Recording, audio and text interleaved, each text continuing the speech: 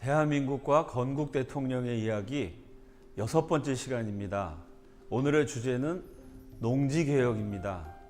우리 역사 5천년 동안 신분제라는 게 있었습니다.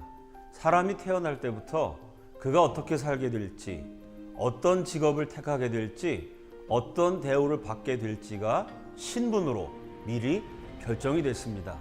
귀족과 천민의 차별이 있었습니다. 특히 조선 왕조 500년 동안은 반상, 양반과 상놈의 차별이 극심했습니다. 조선의 신분제에서 제일 위에 차지한 계층이 양반입니다. 제일 아래, 천하디 천한 아래 것이 백정입니다. 백정은 소나 돼지를 잡는 도살업자들 뿐만이 아니고요. 죄수의 목을 치는 망나니, 사냥꾼, 요즘 말로 하면 여자분들이 좋아하시는 명품백, 구두 이런 거 가죽으로 많이 만듭니다. 그렇게 가죽으로 각종 물건을 만드는 수공업자들, 가정에서 쓰는 버드나무로 만든 물품들을 제조하는 버드나무 세공업자들, 이런 다양한 직업군이 백정에 속했습니다. 백정의 숫자는 굉장히 많았어요. 성종왕조실록을 보면은 조선 성종 시절에 전체 평민 가운데 3분의 1 정도가 백정이었다라는 기록도 나옵니다. 그 사람이 백정인가 양반인가는 머리에 쓴 모자만 봐도 한눈에 확인이 됩니다. 여러분께 보여지는 화면처럼 양반들은 머리에 갓을 씁니다. 태어나서 죽을 때까지 갓을 쓰는데 일생에 한 번 갓을 벗을 때가 있습니다. 언제냐면은 아버지, 어머니 돌아가신 장례식입니다. 부모님 살아생전에 제대로 모시지 못한 죄인입니다. 라는 뜻으로 갓을 벗고 패랭이라는 것을 씁니다. 갓은 제주도에서 뛰어다니는 말의 꼬리, 말총으로 만들죠. 패랭이는 대나무를 가늘게 깎아서 만든 대깨비를 엮어서 만듭니다.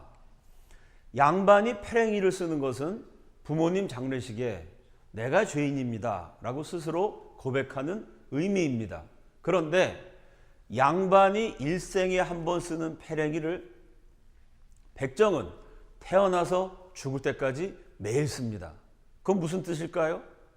양반이 부모님 장례식 날 내가 죄인이라고 고백하는 의미의 패랭이를 백정이 평생 쓴다는 거는요, 백정은 날 때부터 죽을 때까지 죄인이라는 뜻입니다. 갓이냐 패랭이냐 이것 때문에 폭동이 일어났던 적도 있습니다. 1809년 조선왕조실록의 기록에 의하면 순조 임금 9년에 개성에 사는 백정이 장가를 가게 됩니다. 결혼식 날은 누구나 특별하게 꾸며요. 남자들은 턱시도 입습니다. 여자들은 예쁜 드레스를 입죠. 백정 신랑이 일생에 한 번 장가가는 날 갓을 쓰고 싶었답니다. 자신이 잘 아는 양반에게 부탁을 해요. 내가 평생에 딱 한 번, 오늘 장가가는 날 갓을 써보고 싶습니다. 이 마음씨 좋은 양반이 갓을 빌려줍니다. 그런데 백정 신랑이 갓을 쓴 모습을 다른 양반들이 발견을 해요. 양반들이 격분을 해가지고 이 신랑을 결혼식 날 구타해가지고 거의 불구를 만들어 버립니다. 감히 천한 것이 양반이 쓰는 갓을 썼다고 소문이 번져나가면서 양반들이 폭동을 일으킵니다. 개성에 사는 백정들의 집이 무려 200채가 불태워지는 참극이 벌어집니다. 양반들 평생 쓰는 갓을 장가가는 날 하루 한 번 쓴 것 때문에 불구가 되고 수많은 사람들의 집이 불태워지는 비극이 일어났던 것입니다. 이렇게 신분제라는 것이 엄격했고 그 차별로 말미암아 수많은 피눈물 나는 아픔을 이 상놈들, 백정들, 소위 아래 것들은 겪어야만 했습니다. 1894년 갑오경장, 요새는 갑오개혁이라고 부릅니다. 갑오경장과 갑오개혁으로 법적으로는 양반 상놈 제도가 없어집니다. 갑오경장의 내용 가운데 반상, 양반과 상민의 차별을 혁파한다라는 대목이 나와요. 그런데 법이라는 것은 지켜야 효력이 있습니다. 아무리 좋은 법 만들어도 그 법을 지키는 사람은 아무도 없었습니다. 일제시대 내내 양반 상놈 제도가 유지되죠. 그 증거가 미당 서정주 선생의 시 자화상이라는 작품입니다. 나를 키운 건 파라리 바람이다. 뭐 이런 유명한 시기로 널리 알려져 있는 시. 첫 문장이 이렇게 시작됩니다. 애비는 종이었다. 일제시대의 종, 머슴으로 살았던 그 집안의 사연을 노래한 작품입니다. 세상은 가도 가도 부끄럽기만 하더라. 아, 종놈의 자식이 어디를 가든지 손가락질 당하고 부끄럽습니다. 이마 위에 얹힌 시의 이슬에는 몇 방울의 피가 언제나 섞여 있어. 몇 방울의 피, 머슴의 피고 상놈의 피입니다. 벼치거나 그늘이거나 혓바닥 늘어뜨린 병든 숙회 마냥. 뜨거운 여름에 숙회, 수컷, 남자 개가 이렇게 혀를 늘어뜨리는 모습 볼 수 있습니다. 병든 숙회 마냥 헐떡거리며 나는 왔다. 이 종의 자식 상놈의 아들이 병든 숙회처럼 살았다. 저는 이 시가 비유인 줄 알았습니다. 그러다가 이게 비유가 아니고 직설인 것을 발견하게 되었습니다. 언젠가 박물관에 갔다가 종이 조각 하나를 봤어요. 뭐라고 써 있냐면 팔매 파는 사람 아무개, 살매 사는 사람 아무개. 파는 사람과 사는 사람이 아주 멋진 서예, 붓글씨 솜씨로 쓰여져 있는 문서였습니다. 파는 사람 있고 사는 사람 있고 그 다음에 팔고 사는 물품이 나오는데 점잖게 한문으로 수개라고 썼습니다. 그 수개가 뭐냐면 미당 서정주 선생이 병든 숙회 마냥 헐떡거리며 나는 왔다. 종의 아들의 아픔을 노래한 바로 그 숙회입니다. 실제로 종이 조각 하나를 갖고 사람을 사고 팔았어요. 그 조선의 노비 문서를 박물관에서 보는데 정말 전율이 느껴졌습니다. 이야, 이 영수증 하나 가지고 세상의 사람을 물건처럼 짐승처럼 사고 팔았구나. 사람이 숙회, 남자 노비, 남자 종, 점잖게 수개라고 써서 실제로 사고 또 팔았습니다. 서정주 선생이 자화상이라는 시를 쓴 게 1937년.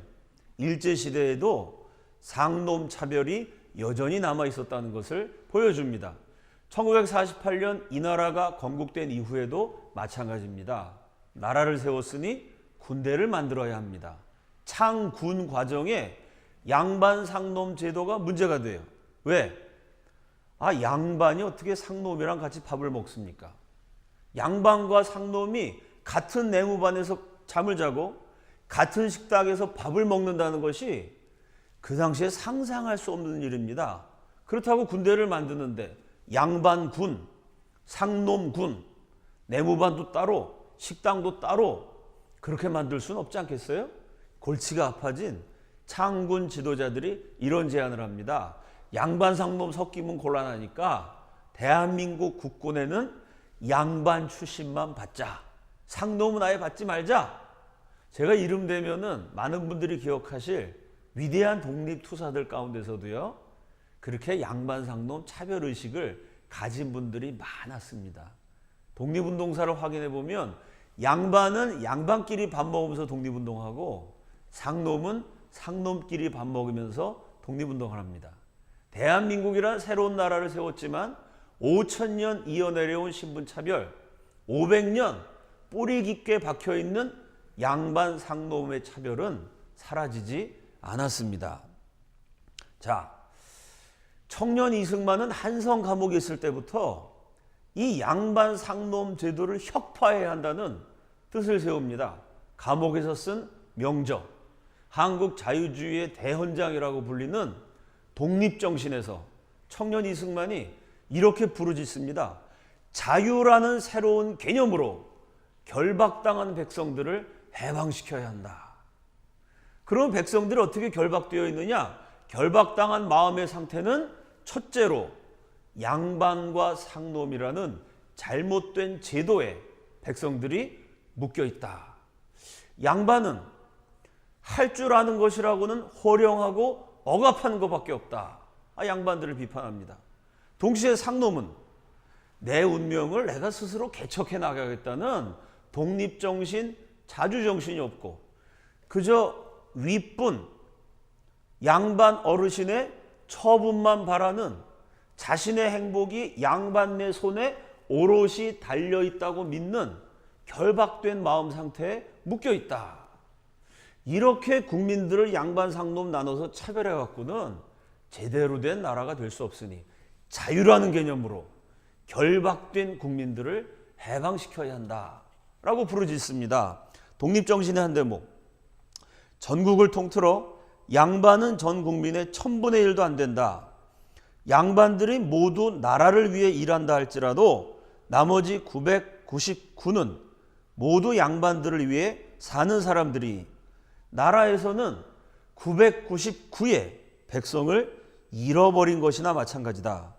이처럼 우수한 백성들을 잃어버려 나라는 날마다 쇠퇴하여 이 지경에 이르렀으나 백성들은 이를 깨닫지 못하고 개혁하려 하지 않는다.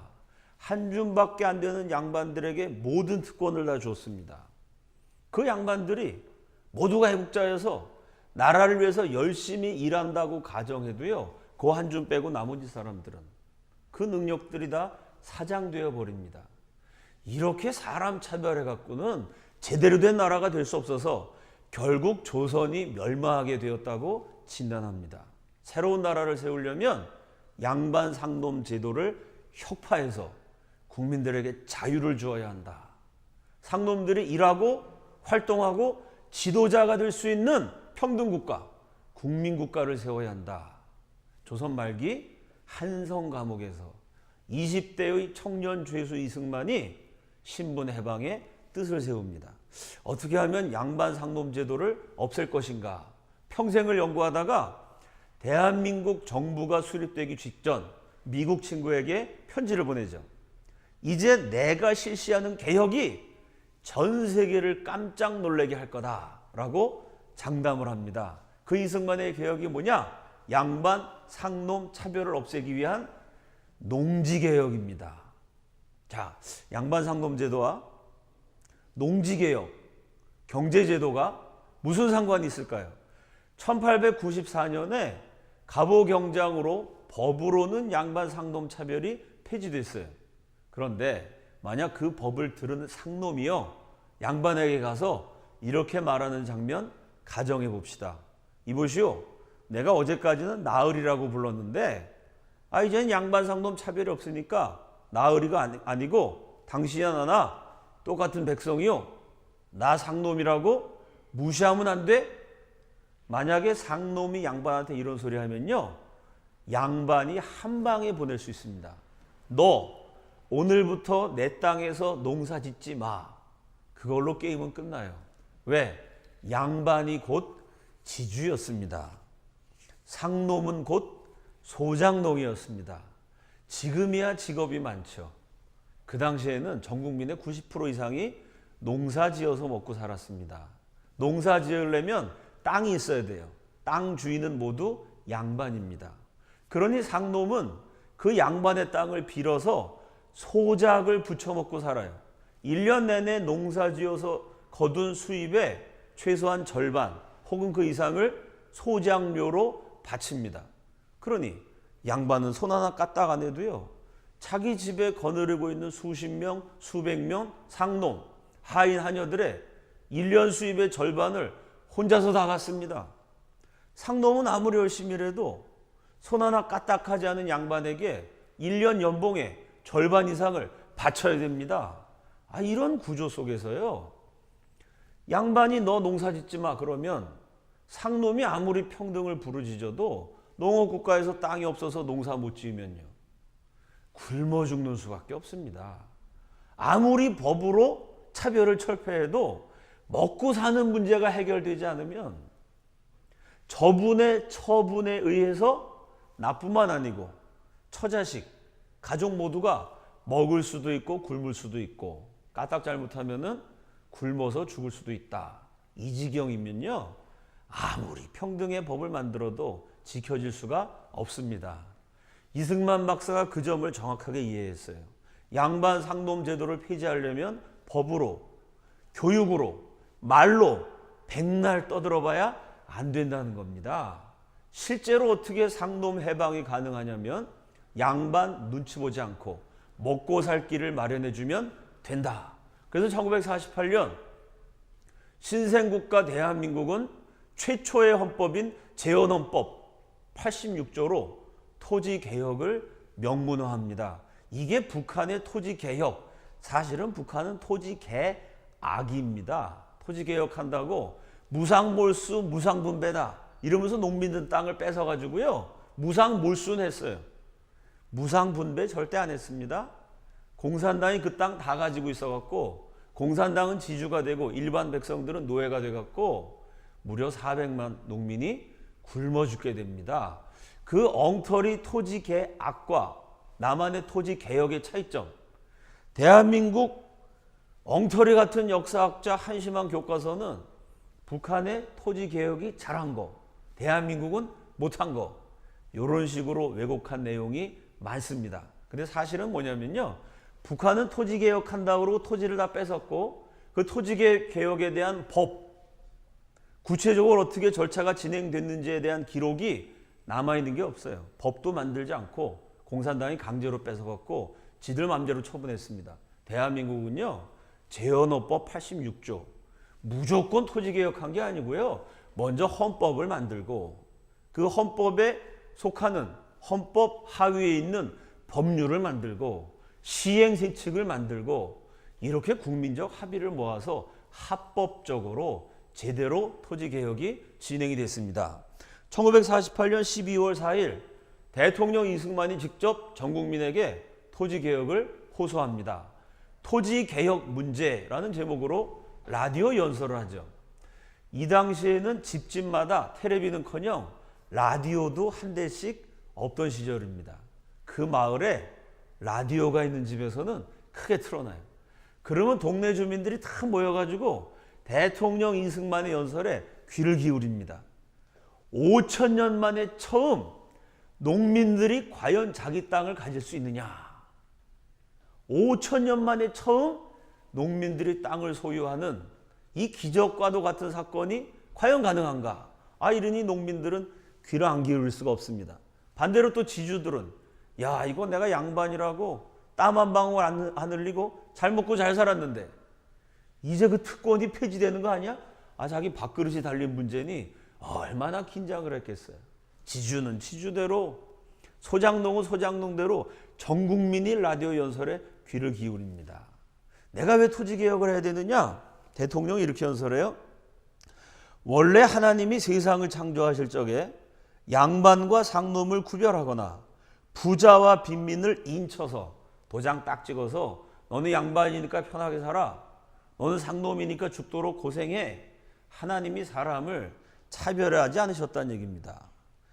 도장 찍어서 낸 것이 아닙니다. 그런데 부자는 대대로 부자요, 양반은 대대로 양반으로 지냈으니 이와 같이 불공평하고 부조리한 일은 다시 없을 것입니다.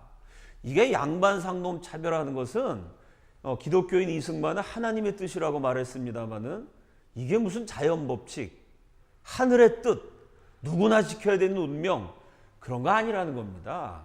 그런데 사람들이 잘못해갖고 양반 상놈 차별하는 제도를 만들었다. 설명을 합니다. 지금 우리가 주장하는 민주정체의 주인은 과연 민주주의란 건 뭐냐? 이렇게 해설했어요. 반상, 양반과 상놈이라, 귀천, 귀족과 천민이라 하는 등분, 차별을 다 없애고 모든 국민이 평등 자유로 천연한 복리를 다 같이 누리게 하는 것입니다. 이 주장을 세우기 위하여 그 근본적 병통을 먼저 교정하여야만 모든 폐단이 차서로 바로잡힐 것이므로 토지개혁법이 유일한 근본적 해결책이라는 것입니다. 여기에 이승만의 천재성이 드러나 있습니다. 민주주의란 건 뭘까요? 그 이전 서양에서는 민주주의를 정치 제도로만 이해를 했어요. 예를 들어 지도자를 투표를 통해 선거로 선출합니다. 선거가 있어야 민주주의고, 일당 독재가 아니라 다당 경쟁 체제가 있어야 민주주의입니다. 이렇게 민주주의는 선거나 다당제와 같은 정치제도라고 이해했는데, 이승만의 천재적 통찰력은요, 그 민주주의를, 정치적인 개념을 경제적인 관점에서 이해를 했습니다. 정치적으로 다당제가 있고 선거가 있다고 해도 양반 상놈, 지주 소장농 제도가 있어가지고 부자는 계속 부자고 가난한 자는 계속 가난하고 국민들 밥도 못 먹여주는 민주주의가 이게 무슨 민주주의냐. 민주, 국민이 주인이라 그러면서 그 국민이 양반 밑에 상놈이 되고 지주 아래 소장농이 돼갖고 목구멍이 포동청 아닙니까? 먹고 사느라고 양반한테 굽신거릴 수밖에 없다면 그게 어떻게 국가의 주인인 국민이 될 수 있느냐. 진정한 민주주의가 되려면 농지개혁해갖고 양반 눈치 안 보고 귀족한테 굽신거리지 않고 내가 이래서 내가 벌어먹고 살 때 경제적으로 독립할 수 있는 국민, 그 사람들이 민주, 국민이 주인 되는 새로운 세상을 열어갈 수 있다. 민주주의가 제대로 되려면 먹고 사는 경제 문제를 해결해야 한다. 여러분 어떻습니까? 정말 정확하게 맞는 말씀 아닌가요?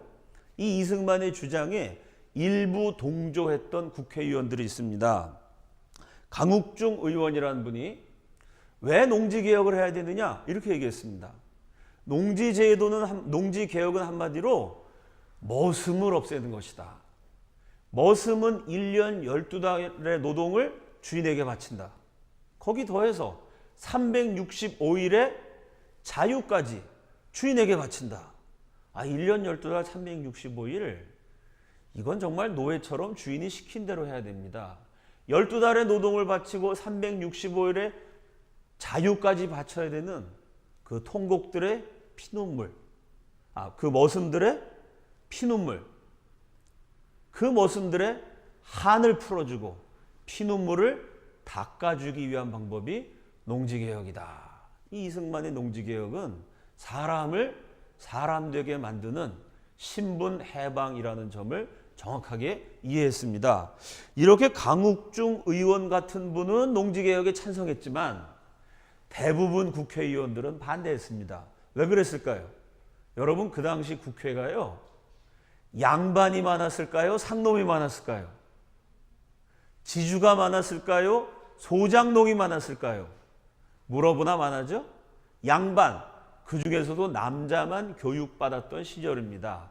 적어도 국회의원 정도 되려면은 교육은 받아야 되고, 그러니 압도적으로 양반 출신이 많았습니다. 비록 내가 양반이지만, 비록 내가 지주지만, 그러나 국가를 위해서는 이 양반과 지주의 특권을 폐지해서 농지개혁해야 된다라고 국회의원들의 애국적 결단을 내리면 좋은데, 그때나 지금이나 그렇게 나라 사랑하는 국회의원들은 많지 않습니다. 국가를 위한 국회냐, 국민을 위한 국회냐, 아니면 국회를 위한 국회, 국회의원 자신을 위한 국회냐. 예나 지금이나 이게 한국 정치의 본질적인 문제입니다. 그 당시 국회의원들은 지주, 양반 출신들이 많았고, 그 사람들이 국가와 국민을 위해서가 아니고 지주와 양반, 사실은 자기 자신들을 위해서 농지개혁을 끊임없이 반대합니다. 그래서 이승만 정부와 국회가 중심이 된 양반 지주가 거의 내전에 가까운 한판 승부를 벌이게 되죠. 이승만 대통령이 워낙 강공 드라이브를 거니까 농지개혁을 반대는 못했습니다마는 이 국회가 끝까지 저항한 게 토지 대금 문제입니다. 땅을 상놈 머슴들에게 나눠줘야 되는데 조금이라도 돈을 더 받아내려고요, 국회가 만든 법, 농지 대금을 한 해 수확량을 100%로 가정했을 때 300%라는 법을 제안을 합니다. 그러니까 1년 소작료가 보통 1년 동안 농사 지은 것에 50%를 바쳐야 되니까 6년 정도 소작료를 바치면 7년 때는 내 땅이 되는, 뭐 그것도 5,000년 동안 농민이 땅을 가진 적이 없는 우리 역사를 통해서 볼 때는 획기적인 제안입니다. 그런데 이승만 대통령이 그걸 잘라버려요. 5,000년 내 땅을 목마르게 신음하며 기다려온 농민들을 이렇게 오래 기다리게 할 수 없다. 토지대금을 150% 반으로 쳐냅니다. 3년만 소작료를 내면 4년째는 농민들이 자기 땅을 갖게 합니다. 그러니 자기 땅을 헐값에 처분하게 된 지주 양반들이 끝까지 저항을 해요. 그 농민 세력들이 또 화가 나가지고 농민과 이승만 정부가 한 팀이 됩니다. 국회와 양반 지주가 한 팀이 돼가지고 5,000년 만에 과연 농민이 자기 땅을 가지느냐 못 가지느냐, 이 문제로 건곤일척의 승부수를 벌입니다. 이때 제일 맹렬하게 활동했던 단체가 농민총연맹. 우리나라 좌파들이 역사 어떻게 왜곡하냐면요, 이승만은 기득권 세력과 같이 붙었고 이 좌파, 좌익들이 농민, 민중의 벗이었다 라고 가르치는 데 다 거짓말입니다. 이 토지개혁에 앞장섰던 이승만 정부와 이 농민총연맹이란 단체는 우파 반공 농민 조직이었습니다. 농민총연맹이 만들어질 때 이승만 대통령이 직접 가서 연설까지도 했던 단체였습니다. 이 농총에서요, 국회의원 제공에게 고함이라는 성명서를 발표합니다. 이 성명서 내용이 포고문입니다. 전쟁 선언이에요. 국회 본회의를 통하여 우리는 우리의 적을 뚜렷이 보았으며 적은 얼마나 노회하고 교활하고 후한무치하고 이기적이며 배타적이요 자기의 탐욕을 위하여는 민족도 국가도 대의도 아무것도 없다는 것을 우리는 우리의 눈과 귀로 보고 들었노라. 농민들이 국회에 선전포고했습니다. 다시 한번 읽어드립니다. 우리는 우리의 적을 뚜렷이 보았으며 적은 얼마나 노회하고 교활하고 후한무치하고 이기적이며 배탈적이요 자기의 탐욕을 위하여는 민족도 국가도 대의도 아무것도 없다는 것을 우리는 우리의 눈과 귀로 보고 들었노라. 1948년에 농민단체가 국회에다 대고 발표한 성명서인데 이거를 2017년에 대한민국 국회에 적용해도 크게 다르지 않을 거라고, 저는 그런 생각, 그런 느낌이 듭니다. 농총이 또 국회의원들을 아주 협박을 합니다. 우리는 국회의 일거일동을 기록으로 수집하고 있으며 이 엄연한 사실이 방방곡곡의 농민들에게 우리들의 입을 통하여 명명백백히 알려진 날이 올 것을 부원하여 둔다. 이 국회가 국민과 국가를 위한 것이 아니고 국회를 위한 국회, 자신들을 위한 국회, 이건 민족도 국가도 애국심도 민족애도 없고 그저 정권 잡고 자기들끼리 자자손손 잘 먹고 잘 살려고 그랬다가는 낙선 운동을 벌이겠다는 으름장입니다. 농민과 이승만 정부가 한 팀이 됐어요. 지주와 양반이 중심이 된 국회를 압박합니다. 결국 국회가 견디지 못하고 토지개혁 법안이 이승만 정부의 제안처럼 토지대금 한 해 수확량을 100%로 할 때 150%로 통과됩니다. 이 토지개혁의 결과 우리나라 전 농토의 95.7%가 자작토가 됩니다. 95.7%의 농지를 머슴이 아니고요, 농민들이 소유가 돼서 경작을 하게 되었다는 사실입니다. 세계적인 농지개혁의 성공 사례로 불리는 우리를 식민지 노예로 삼았던 일본의 자작지 비율이 90% 정도입니다. 여러분, 우리를 식민 통치했던 일본보다 그 일본인들에게 무시당하고 멸시당했던 대한민국이요, 농지개혁은 90% 대 95.7% 훨씬 잘했습니다. 이것이 위대한 국가 대한민국의 탄생과 더불어 시도된 5천년 역사 최초의 개혁, 농지개혁의 역사입니다. 이승만의 토지개혁에 대해서 국사편찬위원장 지내신 유영익 박사님이 이렇게 논평하셨습니다. 이승만의 농지개혁은 양반제도 근절의 최대 요인이다. 이제 머슴, 상놈, 양반이 아닌 소장농들이요, 자기 땅을 갖게 됐어요. 내 땅에서 내가 열심히 일해서 먹고 살 수 있습니다. 그러면 이제 양반에게 더 이상 굽실거릴 이유가 없습니다. 국민들에게 먹고 살 길을 마련해 줌으로써 신분 차별을 철폐한 것이 건국 대통령의 위대한 인간 해방입니다. 2006년판 세계은행 월드뱅크가 세계 경제 발전 보고서 월드 디벨롭먼트 레포트라는 걸 발표합니다. 20세기 어떤 나라는 경제가 막 발전해요. 어떤 나라는 경제가 발전하지 않습니다. 이 경제가 발전하고 쇠퇴하는 중요한 이유가 뭐냐 추적해 봤더니 농지개혁과 관련이 있다는 겁니다. 대한민국처럼 농지개혁을 잘해서 농민들에게 골고루 땅이 분배되면요, 내가 내 땅에서 열심히 일해서 거둔 것이 내 것이 되고 내 가족의 것이 됩니다. 그럼 국민들이 다 같이 열심히 일해요. 다 같이 열심히 일하니까 국가 경제가 전체적으로 성장하게 됩니다. 저 공산주의 국가 북한처럼요, 농지개혁한다 그러면서 공산당이 땅을 뺏어요. 무조건 농민들이 아무리 열심히 일해도 뺏어갑니다. 열심히 일한 사람이나 일하지 않은 사람이나 똑같이 가난으로 평등해져요. 굶주림과 빈곤으로 평등해져요. 이런 나라에서는 아무도 열심히 일하지 않기 때문에 국민 전체가 일을 안 하니까 경제가 추락할 수밖에 없다는 것입니다. 그런데 그 월드뱅크의 조사 결과에 의하면 20세기 농지개혁 제일 잘한 나라가 대한민국이고 경제성장이 제일 많이 일어난 나라도 대한민국이다. 이 데이터를 바탕으로 해서 최성재라는 분은 이승만의 농지개혁은 인류 역사상 가장 아름다운 개혁이었다라고 평가했습니다.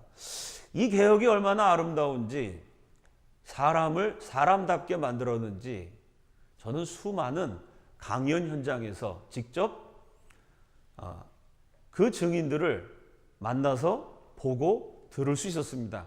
제가 이승만 대통령 강연하고 다니면요, 이 농지개혁에 대해서 참 그 증언을 들려주려고 저에게 찾아오신 분이 제일 많았어요.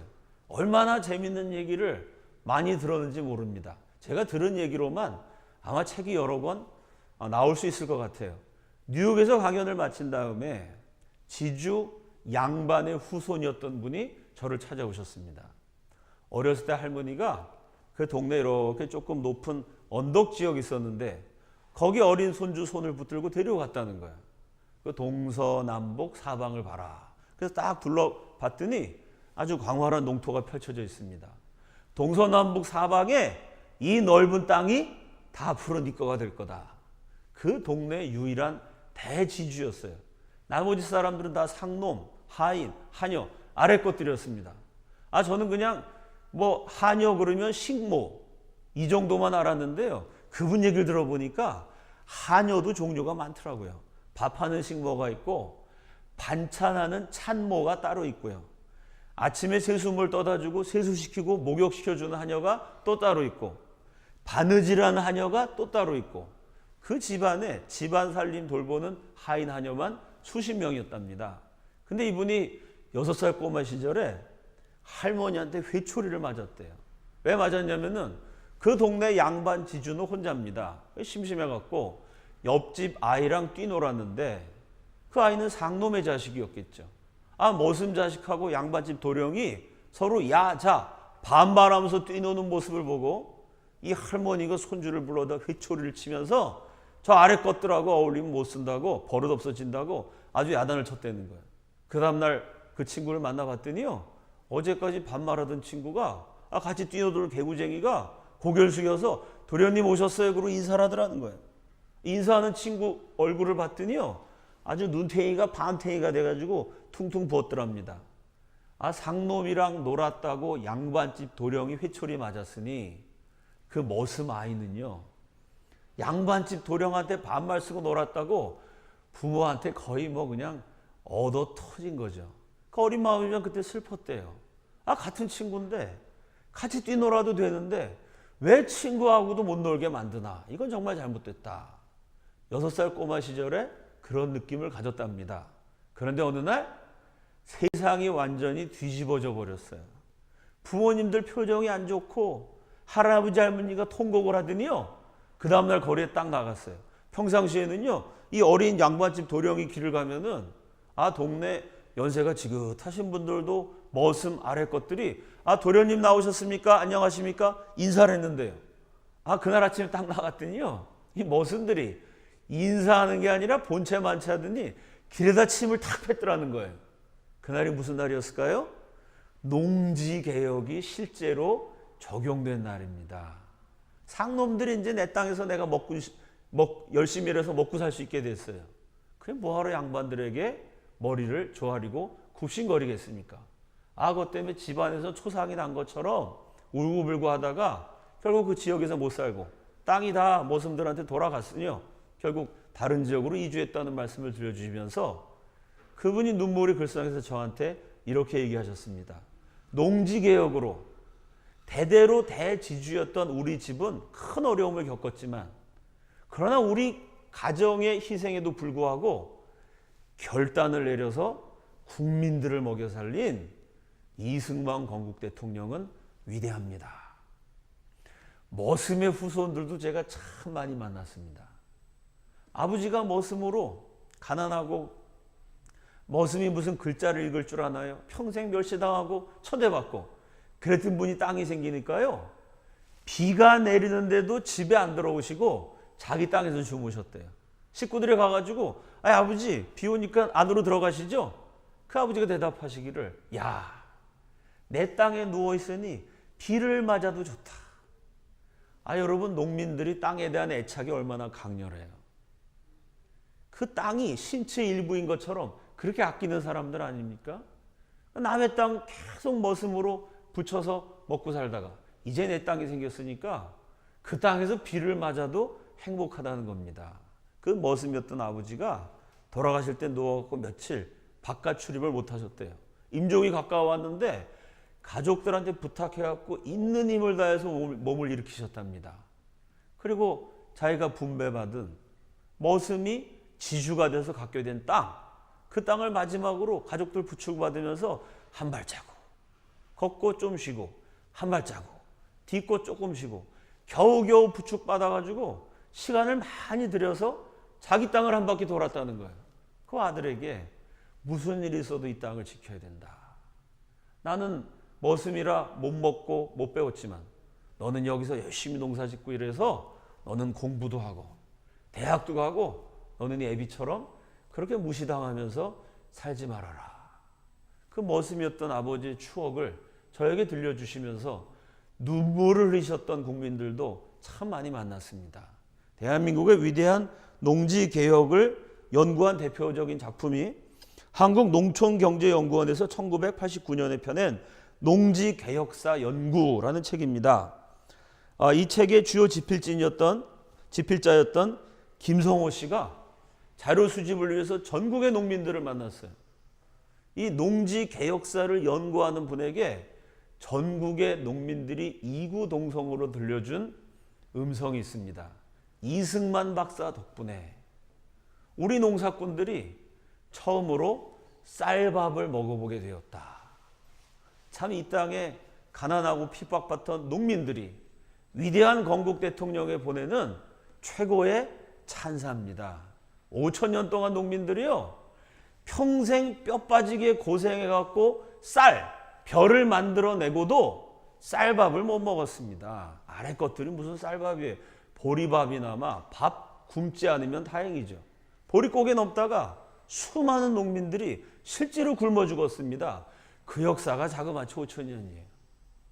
평생을 바쳐서 쌀을 생산하면서도 쌀밥 못 먹었던 농민들이 이승만 박사 덕분에 쌀밥을 먹게 됐습니다. 이것이 건국 대통령의 위대한 인간 해방의 업적입니다.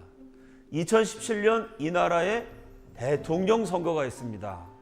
이승만 대통령처럼 국민을 사랑하는 지도자, 국민들 먹고 사는 문제를 해결하는 지도자, 위대한 개혁으로 나라를 살려내는 그런 지도자가 선출되기를 기원하면서 오늘의 강의를 마치겠습니다.